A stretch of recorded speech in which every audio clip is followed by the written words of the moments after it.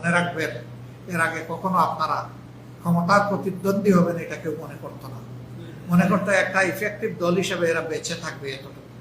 এখন অনেকে মনে করে আপনারা হবেন ক্ষমতার প্রতিদ্বন্দ্বী। কাজেই আপনাদের প্রত্যেককে সার্চ লাইট দিয়ে দেখা হবে। আপনাদের শরীরের একটা লুমকুপো ওই লাইটের বাইরে থাকবে না। দুইটা সার্চ লাইট আপনাদের দিকে এখন তাক করা আছে, একটা আল্লাহ তাআলার আর একটা জনগণের। এই দুইটাকেই সম্মান সমূহ করতে হবে। জামাতে ইসলামী থেকে বহিষ্কার হয়ে গেছে বহু আগে, জেলা সেক্রেটারি ছিল, কিন্তু অপরাধের জন্য এখন লিখতেছে জামাত নেতা এই। এরপরে আবার ভিতরে গিয়ে লিখতেছে যে অত সালে তিনি বহিষ্কৃত, কিন্তু উপরের হেডিং হচ্ছে জামাত নেতা এই।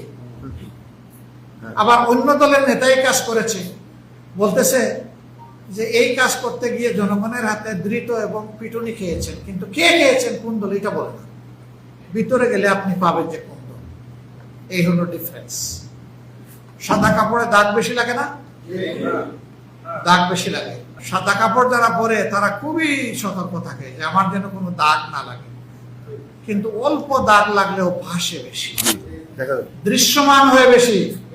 আপনারা সাদা কাপড়, দাগ লাগলে খবর আছে, কিন্তু অন্য কেউ আপনাদের মতো দাবি করে না যে আমরা আল্লাহর আইন চাই, শত্রুকের শাসন চাই, কোরআনের আইন চাই, সুন্নাহর আইন চাই। অন্য কেউ তো দাবি করে না। হ্যাঁ করে, কিছু ইসলামী দল করে, কিন্তু প্রধান প্রধান যে সমস্ত দল দৃশ্যমান তারা তো এই দাবি করে না।